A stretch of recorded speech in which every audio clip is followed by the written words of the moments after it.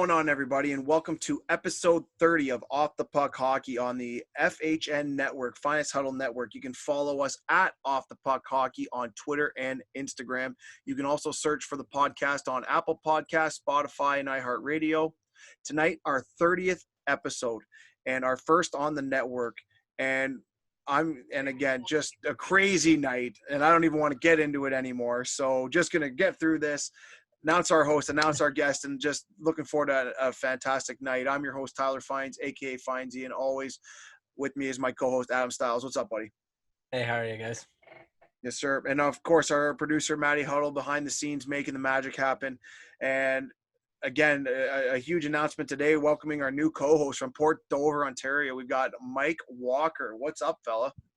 Hey, thanks for having me. Glad to be a part of the show. Yeah, I can't wait to tell the story about how this thing all kicked off. But we want to talk about our guest, and obviously our guest has been involved as a coach and a scout since 2010. Continues to move up quickly in the hockey world. His professionalism, and his eye for talent is elite. Coached the OJHL Junior A Hockey League, as well as the head coach of the Hill Academy Prep team, and is now the assistant coach with the Niagara Ice Dogs of the OHL. Please welcome Sean Teakle. Yes, how's it going? Thanks for having me on. Can't wait to get going. Yeah, we're gonna do this intro again. We've already done it once since we tried to stream it live on new software, and obviously, like I said, we're gonna have to do that again down the line. But Sean, thanks for coming on. You got to be excited to be with the Ice Dogs now. Yeah, I'm super excited. I can't wait to get started, and got a little bit of a start date to pay attention to and to look forward to, and hopefully we get there. Oh, I think you guys are going to get there. And, talk to me a little bit about what that call was like. I mean, like I said, you're in the OJHL, you were scouting for the Ottawa 67s, and Niagara approached you. Yeah, I had actually interviewed with them last year, the season prior.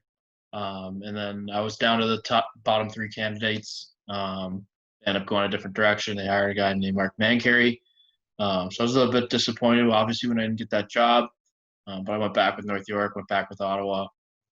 I thought we had a successful year with North York, and Mark decided to move on and go to a different team in the OHL, and got a call from Billy and interviewed for about an hour and a half, and they offered me the job, and here we are today. That's awesome. And obviously, Sean, we're going to talk to you, but I want to quickly just chat with our new co-host there. Mike, tell the people where you're from, what you're all about. Well, Mike Walker, like you said, from Port Dover. Played a little bit of junior hockey in town, and then moved on to play some junior up in Norwich. Then ended up playing down in Robert Morris University in Peoria, Illinois for 4 years there. And now I'm back in Port Dover again. 3 kids, 1 on the way, and coaching the junior team in town here. That's awesome. And obviously, our boy Stiles over here, and that was kind of how we got connected. Yeah, absolutely. Yeah, him and I grew up with each other, probably on the ice at the same time, like 3 or 4, and the rest is history. We go way back. That's awesome. Well, you know what? It's a pleasure to have you, and obviously it's a pleasure to have our guest, Sean Teakle, once again with the Niagara Ice Dogs. So, Sean, I'm sure you got the draft on in the background. Just tell us a little bit about your hockey background, where you played, and kind of how you ended up where you are. Yeah, like any pretty much kid that kind of played hockey, I started really young, started around 3 or 4. Played, rep hockey all the way up to the point where played junior A at 16 years old. Played for the Streetsville Derbies. My first year junior, that actually was the last year they were in Streetsville. They ended up moving to become the Toronto Patriots after that. Played in Oakville for the following 2 years after that. Went to a national championship, which is probably kind of the pinnacle of playing career, I guess I would say. Finished off playing in Georgetown as a 20-year-old. Ended up at the end of the season having to have some reconstructive surgery on my shoulder. So took a year off, and that's actually where I began coaching. I began coaching at 21 years old with my brother. I was coaching in Streetsville. And then I took a year off from coaching, tried to go play, ended up getting hurt again, came back, got a job, just working at a pro shop. We're here in town in Mississauga. And then had a friend approach me. He was coaching his brother's AAA team. and they had a coach buy out last minute, and he was just like, "Hey, man, like we kind of got a spot here. We don't have a big budget or anything. We can't really pay you anything, but if you can kind of make it out whenever you can to practices and games, we'd love to have you on the coaching staff." Hopped on the coach's staff. We ended up going to the championship that year, and kind of just spitballed from there. Like, kind of the kids approached me and they were like, "Hey, man, like you're pretty good at this. Like you should kind of do it." And I kind of took that, run with it, and started coaching junior hockey the following year. Crazy how that works out. Adam, are you growing a little bit of a mustache over there, or is that just a shadow? It's a little bit of stash. I wasn't quite sure, but your background, look at the background. You tried tonight, too. Like I went to a goddamn professional studio and couldn't even get anything to work. Seriously. Yeah. What's wrong with you? Matthews has a mustache. Yeah. Oh, boy. Yeah. That's awesome. Go ahead there, you bum. Take your cues as you No, know. I'm giving- What do you need? You want me to get Jen back on the show? She'll tell you what to do. No, I'm giving it back over to Mike. He's the new one. You want Mike to? You want Oh, Mike well, to? all right. Oh, this is So, crazy. All right, fine, Mike. Your first question ever on a podcast. Like I said, don't screw it up or you never come back. Yeah. Sean, you're in Niagara there. Kind of what are you guys looking to build if and when we have a season this year? What are you guys looking to build as? Are you going size? Are you going depth? Are you going, run and gun? Yeah, I think big thing for us is we're a young team in Niagara. So I think we got a lot of young talent. I think the biggest thing that we got to do right from day one is, we talked to Billy about this a little bit too, is right from day one, like training camp, we got to start teaching. We got to start teaching right away. We got to get these young guys molded. We got to get their habits correct. We got to get all that stuff going. And realistically, we're here to build a championship team. We want to develop players. We want to move players on to the next level. If that's university hockey, if that's pro or whatever it is, if they go play in Europe, we want to develop players. We want to move them on, and we want to develop people. And I think if you follow that development model, you're going to end up having success and you're going to win. And our end goal is to win a championship in Niagara. And I think there's many different ways. I think to build that championship team, you got to have a little bit of blend of everything, right? You kind of watch the NHL playoffs. You look at Tampa, like Tampa's got that mix of big size, hard to play against guys. They got the break points, the speedy guys, the skill guys. You got that good mix. So I think you got to find a little bit of everything, and that's kind of how you get your winning formula in there. John, how do you kind of find the transition from playing to coaching? The first little bit, it was tough. For me as a player, I was kind of your third, fourth line guy. I played with energy. I put a lot of grit. I was kind of an in-your-face guy. And when I first got into coaching, you can't really be that guy, right? Mm-hmm. That's kind of the head coach's job. So Yeah. I more took what I learned as a player. I learned what I didn't like, kind of fed off that, and figured out that talking to guys and communicating with guys is the best way to get through to these kids. They're not every kid's the same. Sometimes a kid is going to need a stern yelling at. Yeah. But most kids, it's talking to them, right? It's to earn that trust. I think in junior hockey, I never really felt that trust from a coach until I got my last year. Right, I got my last year. I played for actually the head coach of the Mississauga Steelheads, James Richmond. Yep. He was kind of that first guy that I kind of felt that touch, that trust with, and I felt like he actually cared about me as a person more than just hockey player. I think that was one thing that I actually turned and I used my own coach. Nice.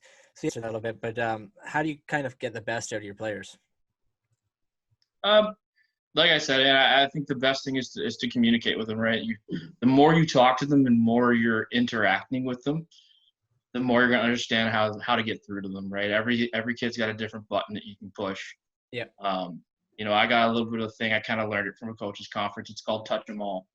I'm a big believer in, I get on the ice, like I'm going around, I'm talking to guys right away. First thing I do, I try to touch all the players, even if it's a, hey man, how's it going? How's your family? How was school today? Yep. I think that's a big thing. Once you get their trust and you earn their trust, that's when you're going to get them to do those things that you want.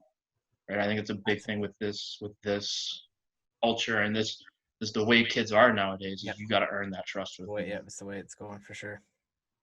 That's awesome. And Sean, obviously we've known each other for quite some time now. I see you in the rink, and you've been known, and I've talked to some guys obviously before the show, and one of the things that they've told me is your eye for talent is off the charts. Where do who do you contribute that talent to, and kind of how did you realize that what, maybe I have something that some of these guys don't. I just see something different.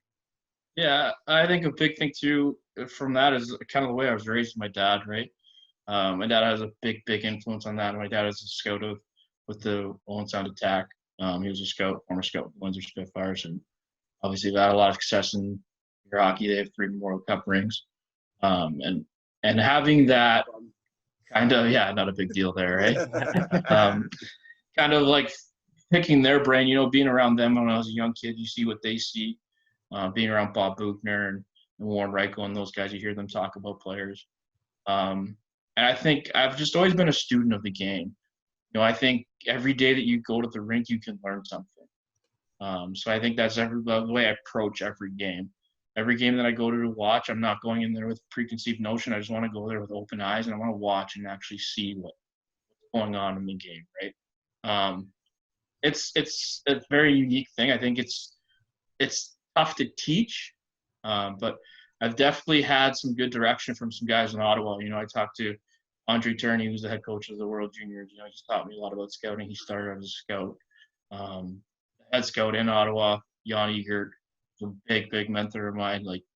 They teach you little things to look for, guys. They teach you a little hockey sense. The stick position. This guy's feet are facing this way. His hips are going this way. I think there's so many little things that you can just watch in a game and you can take out of, and that'll help enhance your eye for talent. Yeah, you know what, and Sean, for me, again, I've got to work side by side with you, and obviously every day I was beside you, I tell people I learned something, and whether especially about hockey, like your discipline and just the way you conduct yourself as a coach. Everybody respects you, and I've had a couple boys that lived with me that ended up playing for you. So it's fantastic to see how far you've come in the few years that I've known you. But working at the Hill Academy and working for guys like Lindsay Hofford, and obviously getting the chance to to coach prep hockey. What was prep hockey like for those of you that don't maybe they don't even ever even heard of prep hockey? Yeah, I enjoyed my time at the Hill.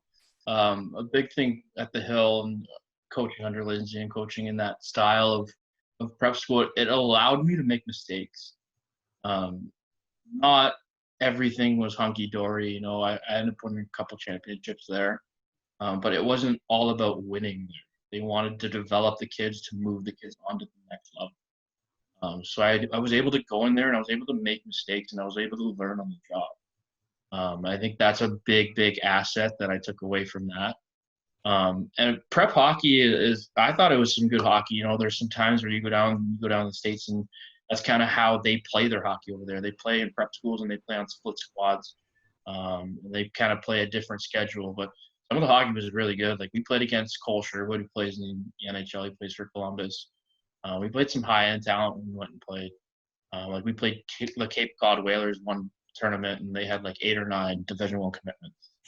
And I think we ended up having one guy commit Division I on our team, Erickson Reese. And then we actually tied them 1-1. Really? And it was unbelievable. Wow. Unbelievable. I love it. I enjoyed the hockey. That's awesome. Mike, we're going to go to you again because eventually we're going to teach you how to do cues, but that's okay though. We're going to us like it's nothing today. Just that's what I'm going to use you as my my pin cushion today. Learn on the job, Mike, just like I did. Learn on the job, man. It's okay. Yep. I just wanted to touch in on your national championship run there. I mean, you see how Tampa went on their run this year. I was wondering what that was like going into a national championship and then competing against the best junior A teams in Canada. It was by far the best hockey I've probably ever played. We ended up losing in the semifinals to the Humboldt Broncos, actually. Seriously? Yeah, we ended up losing to them. We lost to them, I think, 1-0 or 2-0. But some of the players that were there, like Joe Colburn, ended up getting drafted first round of the NHL that year. And then Alan York ended up being drafted by the New York Rangers. There was some unbelievable players that were in that tournament type thing there. But definitely along the road, like those are memories that I'll never forget. Those guys in that room were definitely a special bunch. I think we had like 3 or 4 guys end up playing the NHL, a couple games here and there. But that bunch kind of taught me what culture really was and what a winning culture really brought. We showed up every day to the rink to work. We showed up every day to get better. And our goal every day was to make the guy beside us better. I'm not going half-assed in practice because I'm the guy down beside me. Right? So I'm going to go full bore. That doesn't matter if you're a healthy scratch. Doesn't matter fourth liner, third liner, whatever position you play, you're going to go full tilt, full practice. So that definitely taught me what it took to win, and kind of use lessons from that year and those 2 years there, and definitely put them in my coaching nowadays. Nice. Sean, kind of interested. You said you're kind of the rough and tumble kind of player. Yeah. So I think you like to drop the mitts here and there. With the Q now trying to take fighting away, what's kind of your thoughts on that? Yeah, it's tough, man. Hockey's an emotional game. I think things are going to happen, right? Like, I understand the awareness of the head trauma and stuff. Don't get me wrong, dude. I've had a ton of concussions. I've had a ton of head injuries. Yep. And they definitely do take their tolls on guys. You see a lot of the stuff that happened. You had the boot guards and all that stuff, the Rick Rippins, super sad stories. But it would definitely take some of the emotion out of the game.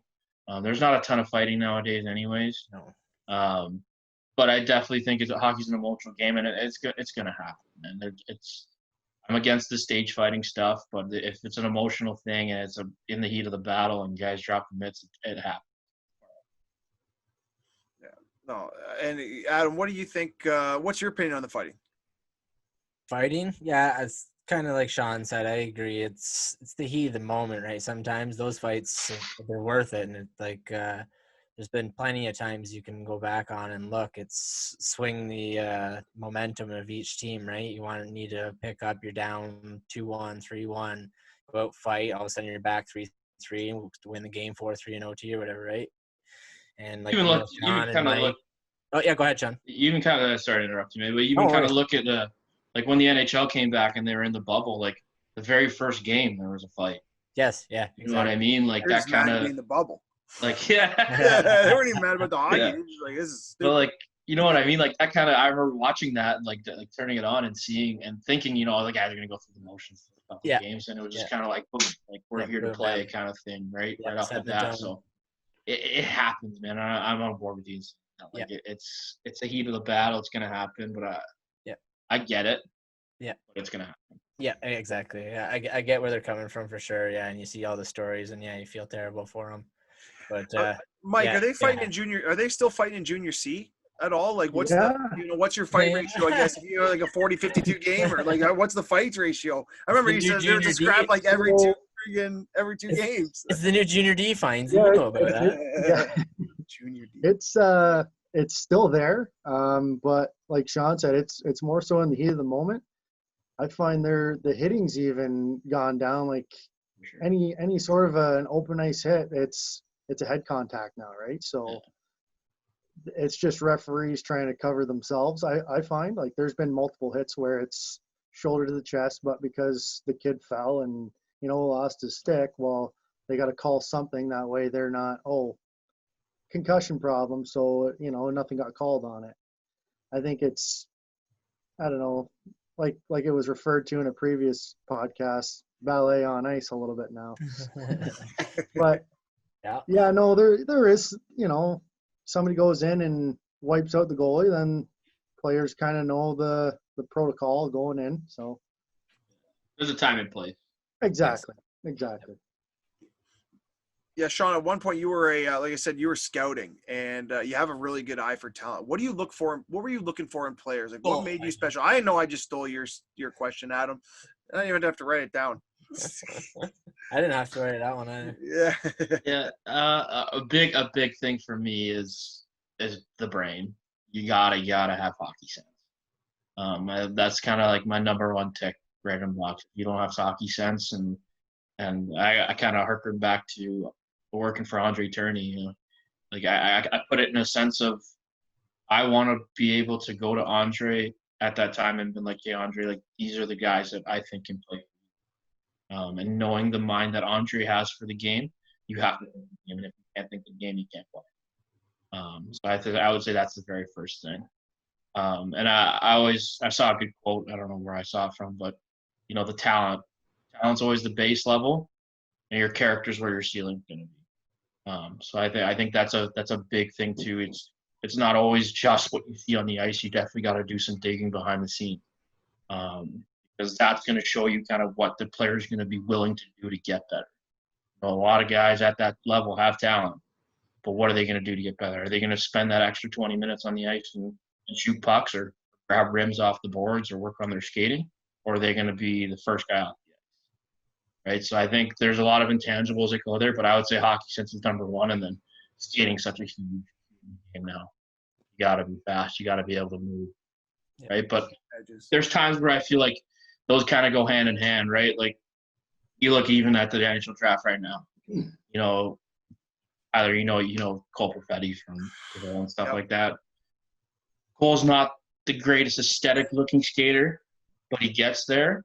But he thinks the game so fast that he's able to get to spots before you even realize it, right? So he may not technically be fast, but he plays the game fast because he's so smart.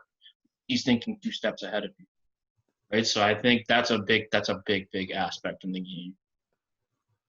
Yeah, no, it's crazy. We've just went through a pretty interesting time with this bubble hockey, and Tampa Bay as obviously taking this Stanley Cup and as well. What do you think about the bubble hockey? Were you enjoying it? Were you all in on it? Yeah, like surprisingly, actually, like I enjoyed it. I like at first I thought the whole thing with the fans, like what was going on, like I was like, I don't know, is there going to be an asterisk in the Stanley Cup? But I thoroughly enjoyed it. I think maybe it was just I had the thirst for hockey because it got taken away from us so quick. But I thoroughly enjoyed it, and I think people say all the time like, oh, there'll be an asterisk on this Stanley Cup. I think whenever you go to win a championship, there's always going to be sacrifice, right? There's always going to be something that you're giving up or something that you're going away. And I think those guys going into that bubble for the 60 days or whatever it was, not being able to see their family, not really being able to, that's a sacrifice in his own, right? Like I don't care what anyone says. If you get locked in your house for 60 days and you go from one place to another and you're not able to do anything else, you're going to go a little crazy. Oh, yes. Right? So I think that there's no asterisks on the Stanley Cup. But I enjoyed the bubble hockey. I thought it was good. Yeah, I'm excited. I want to hear, Adam. I want to hear what's going on with like some of the stories. Yeah, I want to hear about the stories about what's going on in the bubble. I don't know. I know. You hear some crazy rumors out there. You hear about guys sneaking girls up there and. Well, I was listening to Spit and Chicklets like not too long ago. Pat Maroon was on there. Bunch of crazy.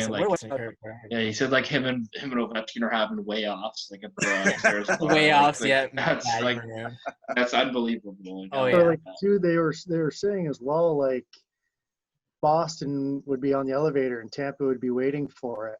Yeah. And the door would open. And they just let them close it and go down, and they catch the next one type. Yeah, they said it's all civil stuff, but then they go to shoot the shit after a game, have a beer with each other, and pretty crazy, but cool.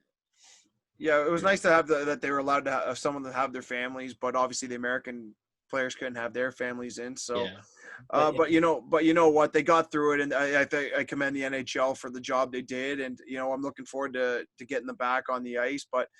What did you guys think about the celebrations that were going on down in Tampa? Is that wild? It's a gong show, man. Holy shit. Like, I love the idea of the I love that idea too. That was amazing. Yeah. The boat parade idea I thought was awesome. See how good it would be in Boston. Like, you know what I mean? Yeah. Like Boston, what Stanley Cup would normally be handed in what, June? June. Yeah. So it's like the water's not bad. Like Boston's perfect, right in the harbor. Yeah, for sure. Yeah. Yeah, have you been to Boston? You've been to Boston, Sean? Yeah. Oh yeah. All the time for the prep team. Yeah. That would be perfect right there.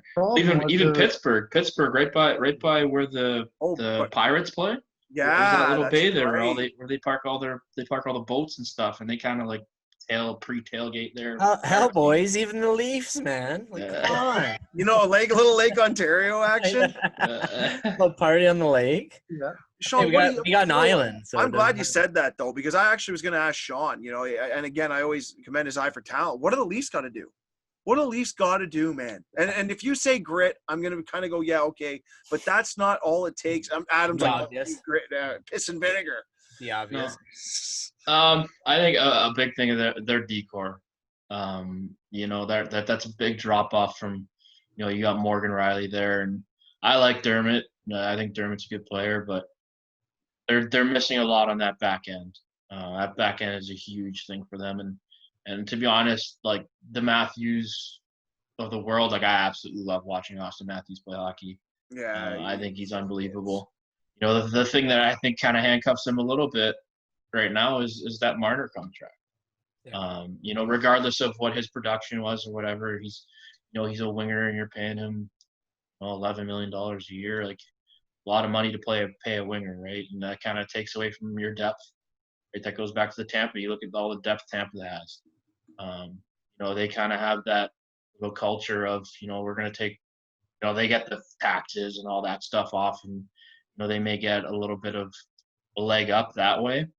But they kind of get their guys to take a little less money because they want to win there, right? And that's their culture, and that's what they believe in. But you know, I think the big thing for the Leafs is just the D's got to be better, and it's not so much grit. I think those bottom six forwards need to produce, right? You look at the Tampas, you look at the Bostons, you look at those teams of the world. Their bottom six, you know, they don't produce at a high level, but they produce enough.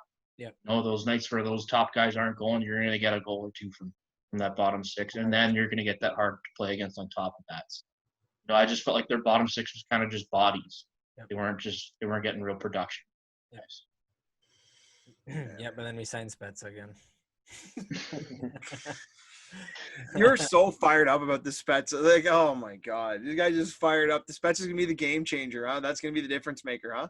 They had their only I'm fight in the bitching playoff. about it. I'm saying it's stupid. He's a bottom six, and when they didn't do anything, they re-signed him again. He's taking league minimum. Yeah, he did last year too, though. He's a room guy. Yeah, he's for sure a veteran. So is Patty Maroon. Yeah, exactly. And he's only $200,000 more.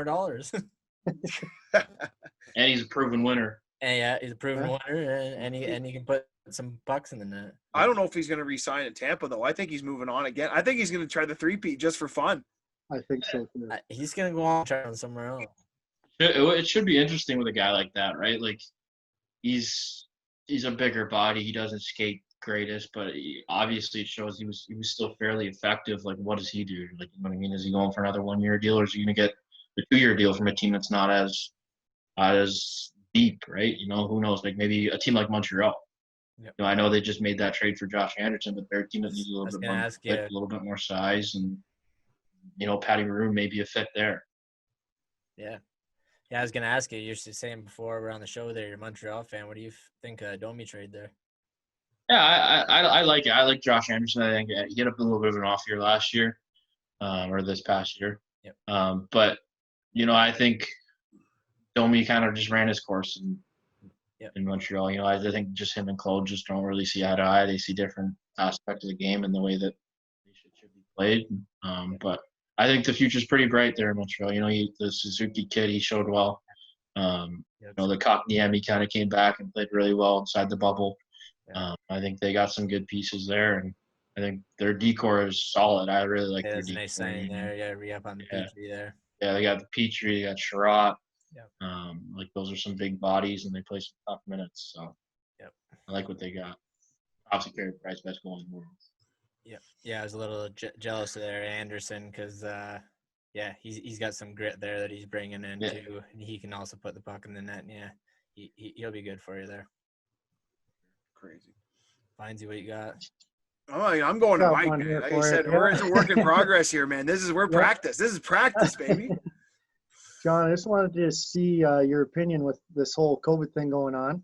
The Canadian borders and how the American teams coming over, maybe having to relocate, as well as OHL teams potentially not going this year because of no fans.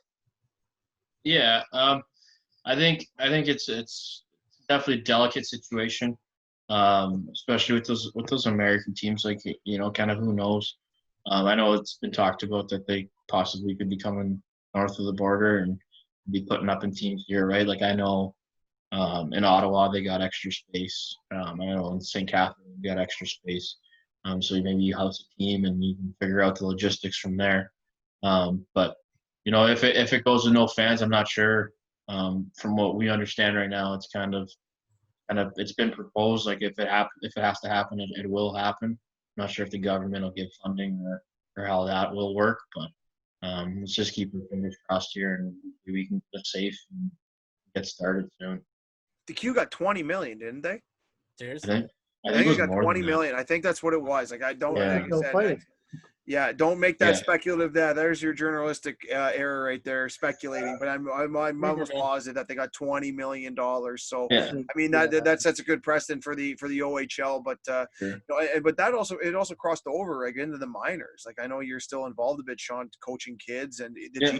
GHL shut down. And you know, I've been, you know, I don't know how many times people have told me we got to watch what you say, because obviously I was in an independent league before and I've seen both now. And now all of a sudden independent hockey has become Huge. the creme de la creme for the next Yeah. 4 months if the GTHL is going to shut down. So I don't know what you think about the G, you know, just shutting it down as quickly as they did. Yeah, I think the big thing is I just feel so bad for those kids. You know, it's been a tough 6-7 months, I think, on pretty much almost everybody.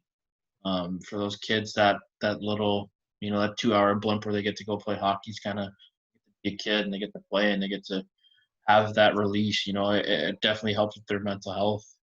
So I feel really, really bad for those kids. And, you know, I just hope the GTHL exhausted every option that they had, instead of just taking the easy way out and just being like, you know. Like I don't know as much, but I hope they exhausted every option that they could have had, because, you know, you look at those kids, like those minor midget kids, this is their draft year. You know, those are kids that have dreams and aspirations to move on. Like, what are they going to do? They're going to play in January and the draft's already set for April. What kind of season are you going to have in that sort of time? So, it's up in the air. Like, I really hope the GTHL can kind of come back and find something and kind of get those kids on the ice doing something, you know, even if it's shorter games, or, you know, you start out playing 3-on-3, you start out playing 4-on-4, at least guys are playing and they're out there, they're being active and they're doing something. Yeah, it's been pretty wild. I mean, being in the rink all the time and seeing, and again, kids are just dying for ice right now. And I wasn't a big proponent of them shutting it down. I mean, Adam, what do you think? Here's the thing. Actually, before you answer that, you know, the GTHL is a different entity, right? Like, they are literally such a different model compared to everybody else. And so Adam and obviously the Dover boys here are, you know, they're living in a little bit of different bubble, man. So like to them, like, they're like, what are you talking about? Like, you know, like, okay, good, shut down. Yeah, sure. It doesn't bother us any, but obviously, you know, Sean, like I do, like how important it is. So I don't, you know, what's the effect that's been out there? Like, are they worried they're going to shut down, or do you think they're going to keep on running? They haven't really talked too much of shutdown. I could probably answer that one a little bit better, Like, Snyder. Walker can probably Yeah, you're speak better probably on right. it I just didn't know if you take it or not. as he's So yeah, like here I've snuck in the rink a couple times, and it's 3-on-3 hockey. There's 10 kids on a team. There's no face-offs. There's no penalties, and there's no icings. Tell them what they do for the penalties, Walker. This is great. So penalty shots. If somebody takes a penalty, you line up every kid. So it's 3-on-3. So you put 5 kids on the far blue line. Yeah. 1 kid at the red line with the puck. They chase. Referee blows the whistle and away they go. Spring hockey, baby. That's elite. That's spring hockey. And it's like, oh yeah. So it's like, So they all chase them and hack them down for another penalty. And I saw it happen. The one kid had a tripping penalty and wasn't the greatest skater. Well, he got caught twice going in for this penalty shot. So he had a total of 4 penalty shots in a matter of a minute and a half. Over 4, eh? That's tough percentage. Hey, the other night we play 4-on-4. Like the OWHA on the women's side, they're still doing.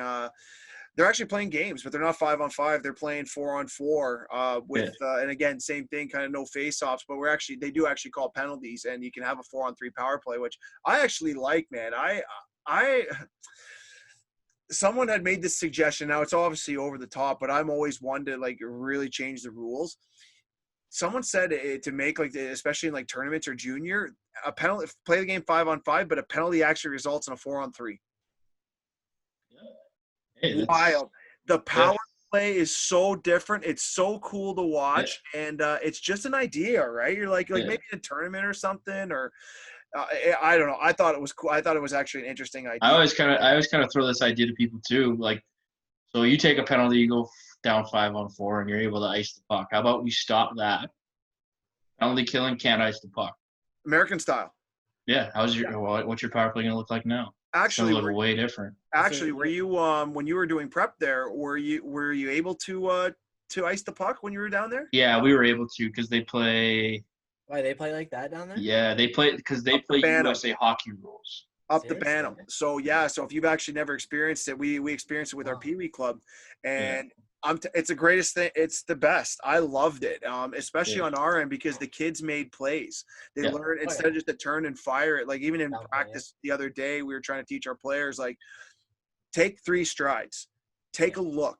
Like those are your rules to live by. 3 strides, take a look, and then make your decision as opposed to just turning and firing because you may have better options. Yeah. And that's where the hockey IQ comes down you're talking to, right? Yeah, 100%. 100%. Yeah, I don't know. I think it would be fantastic. But, someone had made that suggestion. The penalty actually goes to 4-on-3, not 5-on-4. And then all of a sudden you go. The only condition, obviously, is then what happens is then you have to go 4-on-4 for a little bit, though. Yeah. Right? So it changes the dynamic of the game. Yeah. So what if the team that's on the power play when the penalty expires, can you just put that 5th guy on the ice? Yeah, it's pretty wild. Yeah, there's different ways to do it, but I thought it was kind of a cool idea. And you always want to make the game better. And someone was also saying they were talking about the zone, doing the ball hockey rule. You go across the blue, and all of a sudden the red line becomes the they take basically you eliminate the blue line except for just a touch up. Yeah, I mean, if you don't try it, you're never going to get anywhere, right? Yeah. And the game's evolving, and obviously the purists will say, "Oh, you can't do that." Well, people are talking about concussions, right? And there's just not enough space, and they don't want to make the rink bigger, so then just make the ice surface different.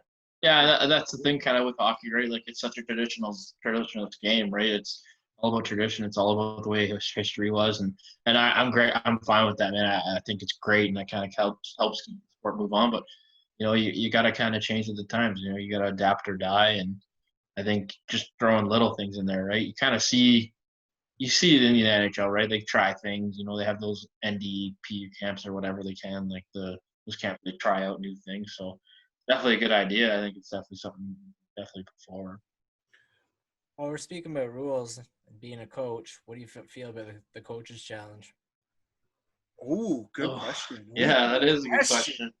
Yeah, as a fan. Hey, just sorry, Findsy, that one wasn't written down either. Yeah, that's good. As a fan, I don't like it because you're watching it on TV, you're in the flow of the game, something happens, and then all of a sudden it's like, hey, like go down to the blue line camera, and it's like, hey, his pinky goes off the ice, like it's an offside, right? But I think you look at some of the coaches' challenges that have happened in the playoffs, like they've swung games, right? I think if you're an attentive coach and you're really paying attention, I think it definitely could sway your team and kind of get a momentum, right? Because like I said, that maybe that guy's pinky toe is off the ice and the goal goes in, that goal comes back. Your guys kind of tighten up a little bit and you got a little more spunk in your step. So I as a coach, I think I would definitely be more attentive and try to use it. But as a fan, I'm not the biggest fan of it. You get a coach's challenge down there in Port Dover there, Mike? Sometimes I wish we did. Just grab your tie off and throw it on the ice. Hell yeah, exactly. I wanted to refer back to the GT getting shut down. Kind of with scouting and coaching, what's your plan of attack if that doesn't come back? It's tough, right? Yeah, that is another good question. That's as it stands right now. I'm kind of just sitting and waiting, right? We just kind of sit and wait and wait for things to happen. Like right off the top, I kind of said, and Tyler said, like, I deep down, I really do think we're gonna go. I think the Ontario League will go as planned. Maybe if it gets pushed back a little bit, but the minor hockey, I really hope they can sort out something like maybe the minor midget kids play. maybe they play 4-on-4 or whatever to start the year. Maybe they get to start a little bit earlier. Like, I'm not saying put them ahead of other kids, because of whatever, because they're more important or whatever, but it's just, it would kind of log jam everyone back up, right? So I think it's kind of, everyone's in limbo right now. Like you said before, it's a new world, it's a new task. I just hope everyone kind of can put their heads together and we can figure something out instead of just being like, what, shut it down, we're not doing this. Because at the end of the day, it really doesn't hurt anyone other than the kid. No, exactly. You've been coaching with Jeff Schmogi for quite some time. What was your relationship like with him? And, what was some of the mannerisms that he had? Got any great stories about Jeff? Oh, I got stories for Jeff for days, man. I was with him for 4 years. I coached him for 4 years. He actually my last year. He was one of our assistant coaches in Georgetown as well. And actually, when I trained during the season, he was actually varsity. So I've had a close relationship with Jeff for a long time. But I think, and I'm not just saying this because he's a close friend of mine, I think he's one of the most underrated coaches in that junior rank. I think there's no doubt that he could coach at a higher level. He's taught me so much. He definitely mentored me, and he's definitely a big, huge part of kind of where I am now today. He's so good with managing the game. He's got a really good feel for the game. He's super smart. His systems are second to none. Practices are always up tempo and ready to go. But the thing that I like about Jeff is Jeff's another guy too. He's got no ego. If you want to come in with an idea, put it forth to him. We talk about it. There's definitely been times where me and him have definitely had some heated debates. Yeah, that's what you're supposed to. Yeah, we'll call them that. We've had there's been times we've had some yelling matches, and the trainer's been outside the door, and he's peeked at the door, and be like, "You guys okay?" Right? But I think, and that's kind of the way we get our point across, and we just, there was something about the way our mannerisms just jived. And definitely, I really hope down the road I can definitely coach with him again. But he's one of the smartest hockey minds I've been around coaching wise. These last 2 years we had a lot of success the first three, really good teams, and we kind of went young. And the amount of teaching that we had to do, it really showed the brain that Jeff has for the game and his ability to adapt, and his ability to change, and his ability to get a group to galvanize and come together. And like I said, I can't say enough good things about Jeff. I really think he should be at a higher level. Sean, who are some of your kind of favorite coaches you look up to, or you try to kind of model your coaching style after? I'm a big Barry Trotz guy. Nice. Big Barry Trotz guy. I've definitely love his approach to the game. You look at his zone, everything's so smothering. They're always right. And I know people always say, the Islanders are boring to watch, this and that. But if you break down the game and you break down the defensive side of the puck, they're so smothering. They're always on top of guys. They're taking away time and space. And I love that aspect of the game. And just from judging around and just hearing guys around the league, they say, Barry cares about you as a person first, then he cares about you as a hockey player. Yeah. And I know a lot of people may not know this, but Barry has a kid that has I believe he's Down syndrome. Oh, really? So that kind of really, I think, shifts you, right? It kind of shifts you to understand that those people, they never have a bad day. No. You know what I mean? They have their bad moments, but they're always kind of happy. And what I've heard is Barry's kind of like that. He's always looking after you as a person. Always good. He's upbeat, and he's looking after you as a person first. And I'd definitely say he's one. And someone I've had the chance to work closely with is Andre Turney. He's going to be the coach of the World Junior team this year, and he's another guy too. There's no doubt in my mind that guy can coach the NHL. Yeah. He's single-handedly the smartest hockey mind I've ever been around. And another guy too, you could sit there and have a conversation with him for 2.5 hours of hockey, and he'll spitball ideas. He'll let you talk. He tells you good things. He tells you bad things, and there's no ego there, and he's just an unbelievable person. And he's been a great mentor for me, and just kind of watching him the way he handles guys and the way he handles the game and the way he approaches it. And he's just taught me so much of what it takes to be a coach at that level. What Sean, going forward here, what are you aspiring here? Like, obviously everyone wants to coach, hopefully coach and scout in the NHL, but what's the next step? Like, what do you really want to accomplish here in the next couple of years? Definitely in the next couple of years, like I said before, I want to bring a championship to Niagara. I think that would be my number one goal. And then the second goal is I want to be at hockey at the highest. Like you said before, I feel like I've kind of set myself up to a point where I've done the scouting, I've done the coaching, and I can kind of be a little bit of a jack of all trades. And I would love to get into like a development role in the NHL, or a behind the scenes scouting role. Something like that. That's really what my goal would be, and that's where I want to get to. Like you said, the goal would be to coach in the NHL, and it's probably one of the toughest things to do. And you never say never. But I would love to be like in a scouting role or a development role in the NHL someday. What's some of the crazier like scout stories you've heard in the stands, or like maybe just sitting beside somebody being a fly on the wall, and you're like, what is this guy talking about? Or even just something, just being on the road. Yeah, there's definitely been some crazy, man. Oh, like I've been at it so long, but there's so many good stories, right? Like, my dad actually had a good story. There was a draft year, and I believe that it was Eric Goodbranson. He was playing in Cambridge. Was he Cambridge Club? Brad, I don't know. I don't know that one. This is where my hockey league doesn't kick in, right? So it was. This is where I fail the show. This is where I fail the show, 100%. It was something around that. It was Doherty. His last name was Doherty. I forget his first name. He was slated to be a top round pick, big kid, like 6'2", 6'3", can move right hand shot. So my dad drives out to Cambridge, goes to watch him play, and I was a young kid at the time, and I'm in the car with him, and we're driving back home, and Michael calls me, hey, what do you think of Doherty? My dad goes flat out, he goes, I don't like him. But, there was another guy out there that's unbelievable. And Warren's like, okay, who? And he goes, Ellis. And it was Ryan Ellis, National Predator. Wow. And Windsor actually ended up taking him in the second round. Seriously, from that. Crazy. Like just from the one time my dad said, he was like, this kid is bar none way better than this guy. Like, yeah, like it's funny because you get sent there to go watch guys, and you're like, no, not the guy. Yeah. This is the guy, right? Kind of thing. And, wow.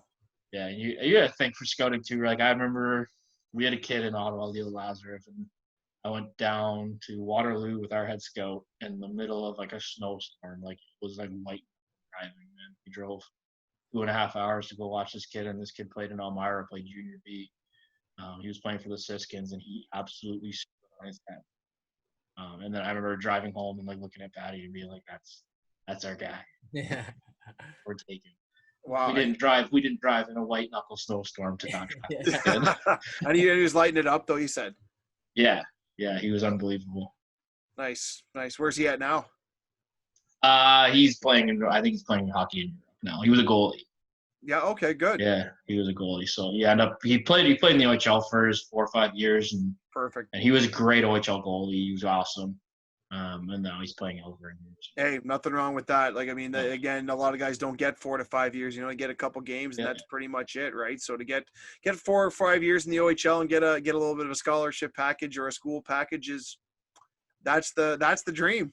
Nothing to complain about. 100%. Yeah. Oh, that's amazing. That's a great story. Who's your guy? And what I mean by who's your guy, who's the guy you picked and go like, that was my guy and no one else believed in him? I don't know if that's ever happened to you before. My God. That's the same question I was just going to ask. Yeah. Did you see, boys? That's experience right there. That's it. You guys got to catch up, man. Does it have to be a guy that we drafted? No. So there was a kid. He actually played for Schmoed's 2000 Rebels team. His name was Riley Demieni. Wow, great call. Yes. Rangers. Like bar none. Like I absolutely loved this kid from drop puck first year. I remember saying to Schmoed, "This is my guy, man. Like this is what I like. Like this is my type of guy." And I remember us sitting at the drafting table, and I had harped our head scout Patty Higgins all year, and I was like, "Patty, this is the guy. This is the guy. This is the guy. If he's there in the second round, But I said to Patty, I was like, I think we should take him with our first because I don't know if he's going to be there in the second. He actually ended up being there in the second, and Kitchener picked one pick before us. Oh, and now And he's Kitchener. a rock star. Right? Like he ended up being Absolute like, rock star. He's so good. Oh yeah, my God. I still he's remember him as I remember him as a Rebel, but and now obviously living in Kitchener, I know him now as a Ranger. Like this kid is awesome. Yeah, he was one of my favorites. And then there was the most recent one probably in Ottawa. It's not that Ottawa didn't want him, but there's a kid, Anthony Constantini, who we drafted in like the 6th or 7th round in Ottawa. And I remember talking to Jan, being like, dude, like this guy's a player. He doesn't have – I don't even think he scored a goal in minor midget. He played on that Vaughan Kings team with Perfetti and Teakle. He was the only guy on that team that played. He was by far not their best player on the defensive side of the puck. It was I loved him, and now he's playing in Ottawa, and they love him. They love how smart he is, and I think he is on the NHL draft list. I don't know if he's going to get picked or not, but that was definitely a guy that was a bit of a long shot, and that I kind of banged the table. Crazy. And have you? I guess you've done both, but I guess, and you probably love them both the same. But if you had to pick one to coach or scout, if you had to, if you're dead, I'm gonna get you fired too. Eh? You're gonna get yeah, seriously. No, yeah. So don't make not Jeremy Roenick style, but just. If you put a gun to my head right now, it's. Yeah. See, that's the smart answer right there. See, you can always get another scouting job. It's tough when you get to do that. That's a smart answer. You never know what's going to come back around. How much? Like I want to know. You obviously these guys don't know, but you have your father Brian and your brother Justin. So you come from a hockey background. What are those Thanksgiving dinners like? Oh man, like. The household growing up, like my mom is a saint. Like I can't say enough about her, man. She's an angel. I have to deal with myself, my brother, and my dad. It's a glorious thing that she's still alive. But they're definitely, we have a pretty intense family, right? I think we're all involved in hockey. We all have passion for it, and it's awesome. I still remember like playing on the driveway against my brother. My brother was always bigger, stronger, and faster than I was. So, we played in the driveway. Like I had to over-compete, right? And that kind of helped me develop myself and being able to move myself on to playing junior hockey, right? So, a lot of people don't think of those things, but I think that definitely helped mold me to be a hockey player. I was always over-competing because he was always bigger, stronger, and faster and more skilled than me. Right, and definitely having my dad in my ear and definitely having him play, he played in Quebec and he played a lot of hockey, and having him in my ear and telling me what to do, you got to be hard to play against. You're not as skilled as these guys. You got to go, you got to work hard, you got to move, you got to finish your check, you got to block. You got to do those little things because you're not always going to score goals. And when you're not scoring goals, what are you going to do to help you? So that was always a big thing he told me when I was growing up. How much can ice do you own? Me personally, I don't have any. So for the backstory, all right, just for the backstory, his brother and his assistant coach, they have a company, and it's awesome, and it's this synthetic ice, and it's the best. And you always see his brother Justin out there on the driveway, like stick handling and things like that. So I wanted to ask him if he was like a shareholder, how many does he have? I don't have any, but I've been on it. Like that's pretty good. It's awesome. Oh, I stepped on it the other day with sandals, and I almost broke my neck, man. Like that stuff's so slippery. It's crazy. If they're watching, I expect my royalty check in the mail. Yeah, seriously. Yeah, you're welcome. Please. Take a nice T-shirt, a nice little setup. Sticker at least for the month. Yeah, give me something. Yeah, something. Well, as a scout, how do you we'll go with Niagara.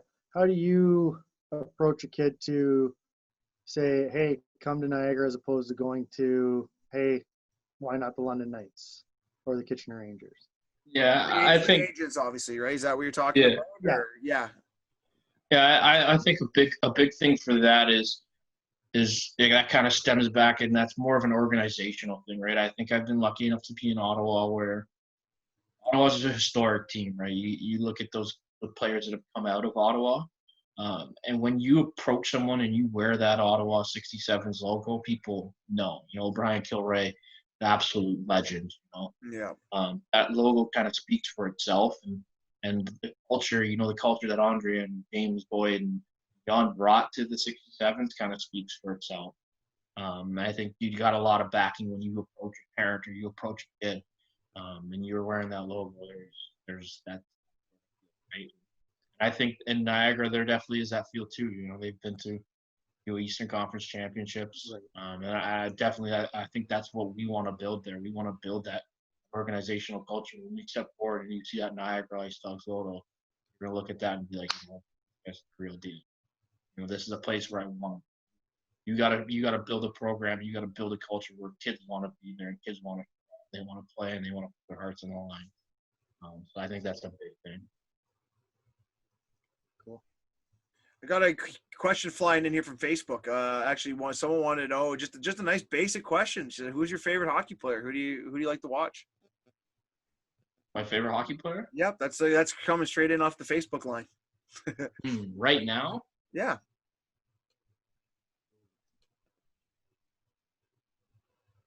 I definitely would have to go and say NHL. Yeah, that's a good one. In the NHL, I think this may be recency bias, but you watch a guy like Braden Point. I think that guy's unbelievable.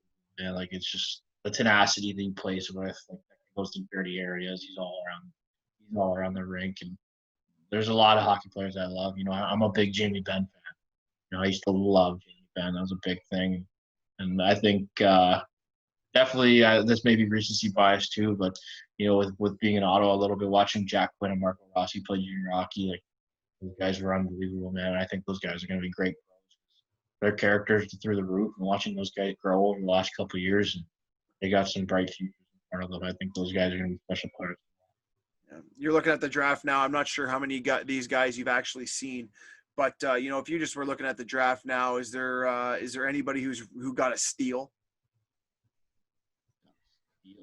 I like that Lundell kid, man. The kid that went to Florida. I got a little bit of chance to watch him play on video. He looks like a really good player. I think they got a steal player there. But I like I said, like I think watching Jack go number 8, Jack going number 8, I think Buffalo got a really good player there. Like you said too, like knowing Cole Perfetti, I think he's gonna be one of those guys. He's just gonna find it. He's so smart and he's such a good player. Like he's just gonna find a way to make an impact. And I think going to Winnipeg, there's definitely a good culture there. Like good guys like Eifley. He kind of been a little bit of a boomer. Like he went back to junior. He probably shouldn't have. But you look at those guys around there, he's going to insulate himself with some good players, and I think he ended up being a really good player for them. Really picked. I think so too. Well, you know what? We're close to that. I was going to say, Mike, Mike almost jumped in, so I'm going to let him fire another one off. I think. Keep him going, man.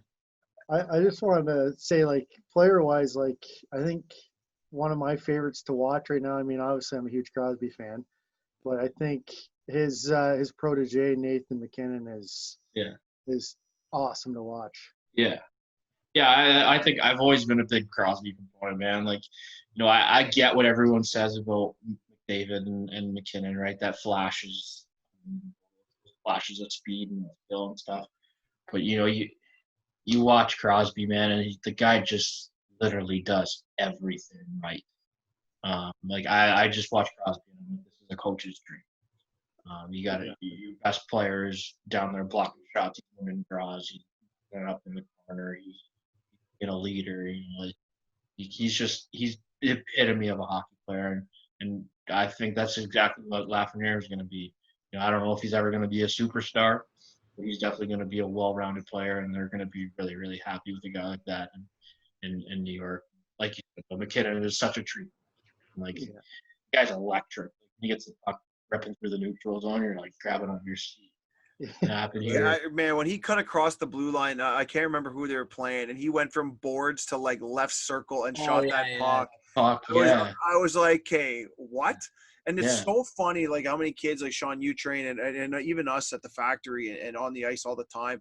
I tell people, like, guys, that's an elite play, but that's a basic play. That is skating across and firing a shot into finding a hole and shoot. That's literally what it was. It wasn't stick handling around 9 different pylons that say a certain company on it, and again skating backwards and doing all these 9 different things. He literally skated up, cut across, shot.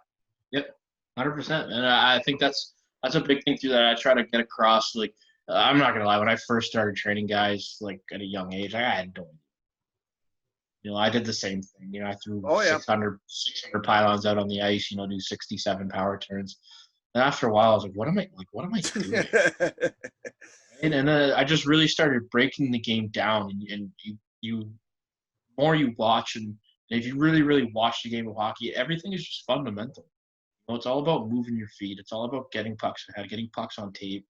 You know, shooting in stride. Like going back to talking about Schmolby, like that was something that we used to preach to our guys for years. Like it took some guys almost 2 years to get out of the approach of getting a pass, stick handling it, dusting it off, and then shooting. Right? We would literally purposely blow drills down if guys weren't shooting in stride. Right? And at first they're kind of like, oh, like you're just picking on me kind of thing. And then when you start to see it transition. Like we had guys in playoffs just grabbing pucks off walls and just ripping them, you know, and they're going in, and guys are looking back like, yeah, you told me to do that. Broke that habit of stick handle. Right? So I like the game is just so it's all about the fundamentals, man. You got to have the best fundamentals. Like the least you can stick handle is important. Like if the stick handling is supposed to be an evasive move, if you're not beating someone with it, there's no point in doing it. Agreed, and it's an entry move too. And I don't know how many times I've talked to like OHL coaches, whether it's Laser or you know who Andre, if I ever run into him, even old like Jason Nobley. Right. You know, we talked about, you know, making stick handles at the blue line. Like that's the move. That's where you're using it. It's very rare that you get the puck on the half wall or in the corner and you're trying to stick handle through 9 guys. You're usually using it once to create space and then making a play. It's rare. Yeah, you get the odd time where you get the dangle and the highlight reel, but it's really just to create some space and make the next play after that. Yeah. People just, I feel that's kind of where kids got. I feel like kids got stuck a little bit for the last little bit is they're just watching the highlight reel, right? And then you get those you know, you get that Nathan McKinnon where he walks off the half wall, he gets a little head fake, and the guy bites and dances around him, right? And the kid's like, oh, I can do that. Right? And it's just like, no, man. Like for the 46 other power plays he had before that, he grabbed the puck, he moved it, and he went to an open space. Right? Like it's a fine thing, right? Like. And you kind of hit the nail on the head there, Tyler. Like it's an evasive move. It's get away from something. It's if you're not beating someone with it, it's just you're taking your own time. One of my favorite things to do with little kids. It's the first thing I did, and again, I have them skate at me and they run into me and they normally fall. And I go, when you're just picture that pylon as me. Just remember that. Just remember that when you're sticking on that guy's not going to be able to hit you back. That pylon's it's going to hit you eventually. Yeah. So you learned right here now at 6 years old, and they just think it's hilarious. So but I hope you kind of hope they take it with them. 100%, right? You hope around the pylons as opposed to pushing them on the other side. Yeah, and you kind of hit it there too, right? Like it that stuff more creeps in and creates bad habits more than there's anything, right? Like there's been so many guys that I've seen, and I'm not going to name names. There's been guys that I've seen around. You know, they could stick handle themselves out of a phone. Well, if they're on the ice with one puck and you're just walking the rink, you're like, geez. You put them in a game and it's just like they can't touch a puck, they can't make a play, they can't do anything because everything's got to be dusted off, everything's got to be perfect. Yeah. Right? The game of hockey is a game of mistakes. The game breaks down. The game's very fast.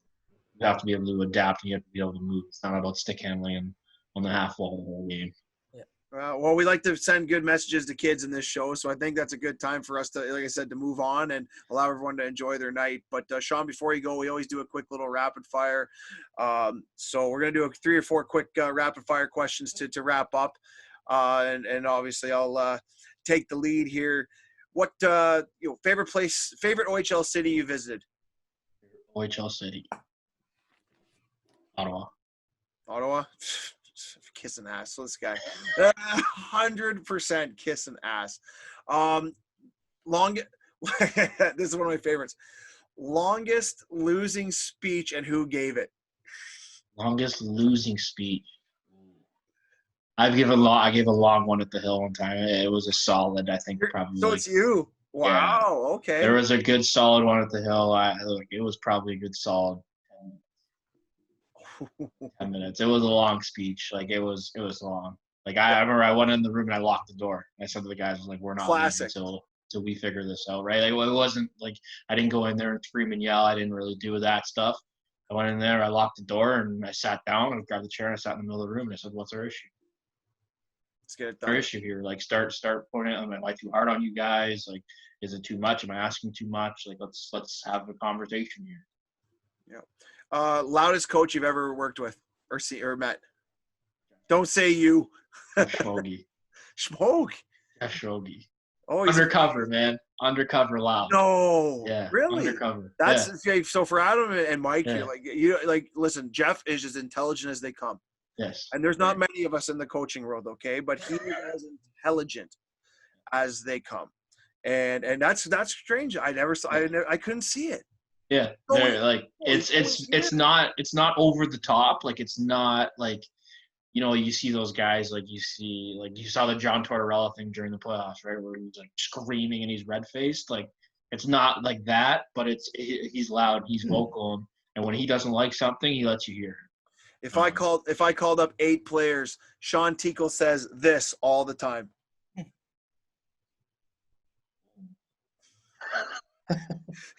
Move your feet. Move your feet. Move Your feet would be the big one. I'm a big proponent of that, man. I'll always yell on that. Mike, you're coaching. What about you? What would if I called everybody up and said Mike Walker says this? Oh boy. I would say, because I'm a defense coach, right? I would have to say is watch his chest. Watch his chest. Yeah. I think a big thing probably for me too, if you ask any kids that I coach, habits is probably my favorite.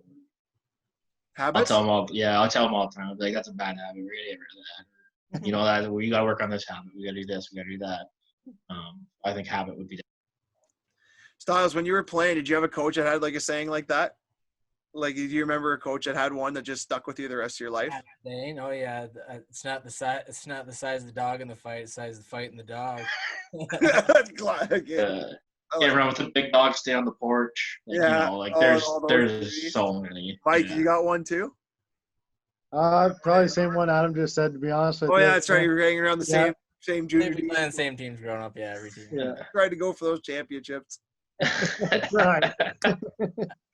It's funny, if you guys won in Dover, they would give you a parade 100%, and it would be sick because I love Port Dover. Get a parade on a fire truck. Have you ever been down to Dover, Sean? Hey, Findsy, we honestly get a parade on a fire truck if we went in Dover. No. Actually, you're being serious? Yeah. Not a parade. You get a ride on the fire truck around town. Yeah. You'll call it a parade, though. It'll be your own personal parade. Yeah. Oh. Cars honk at you. You feel special. they're just honking for you to get out of the way. They're not actually caring about anything else. Exactly. Beat it. Get out of here. Yeah.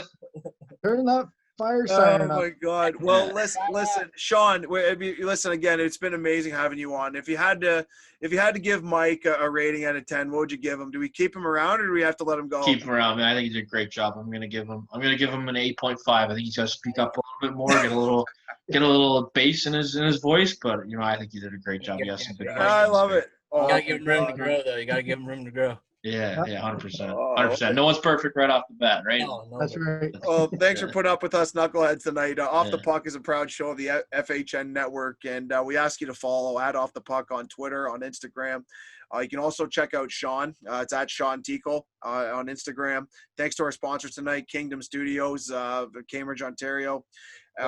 Again, Styles Walks for joining in, and of course, Matty, our boy behind the scenes, runs a tight ship. And we always got to thank him. And a big shout out, and for about 4 shows now, I've been waiting to shout this guy out, Marty Zylstra Music, who's providing the music on our show. We can't thank him enough for providing a great song. I'm sure if you Googled it, you could find it. Adam, you think you can probably get it on iTunes, I'm assuming. Yeah, it's on. I'm pretty sure. Yeah, actually, I got it on my phone on Apple. On iTunes, rock the glass. Rattle the glass. Rattle the glass. Same thing. I'm fired. Fine. Rattle the glass.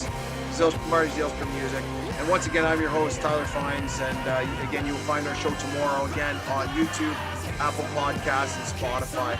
Sean, thanks again for coming on and being a guest on our 30th episode. Much for having me, guys. That was a blast, guys. Everyone have a great night. And tonight, congratulations to everyone who was drafted in the first round of the NHL. It's a special night, and it's a special night for all of us. So have a good one, guys. Thanks, Sean. Nice meeting you, man. Thanks, guys.